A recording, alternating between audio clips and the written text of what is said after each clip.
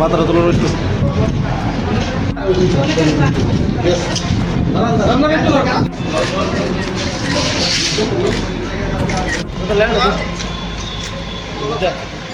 এবং আমতলী থানা তো রিসেন্ট যে 90,000 ইয়াবা ট্যাবলেট হয়েছিল 2025-এর অগাস্ট মাসে, তখন থেকে সে পলাতক ছিল। আমরা তার খুঁজছিলাম। ওর এগেনস্টে নন বেলেবল ওয়ারেন্টও জারি হয়েছে, আমার থানাতে ওর এগেনস্টে ওয়ারেন্ট ছিল। তো আমরা তাকে এতদিন অ্যারেস্ট করতে পারিনি, সে পলাতক ছিল। গতকালকে গভীর রাতে খবর এসেছিল তাকে দেখা গেছে।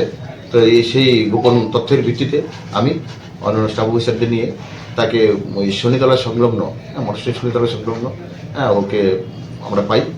সাথে সাথে আমরা ওকে অ্যারেস্ট করি। আজকে ওকে on the strength of NBW warrant ওকে আজকে আমরা কোর্টে ফরওয়ার্ড করব। আমাদের থানাতে 2024 একটা ওরিগেশন এনডিপিএস কেস ছিল, সে অ্যাপেন্ডেন্ট এফি ছিল। তখন ওর কাছ থেকে 14 গ্রাম হিরোইন পাওয়া গেছে।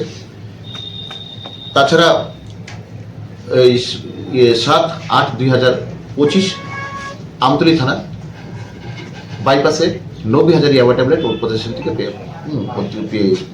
ছিল।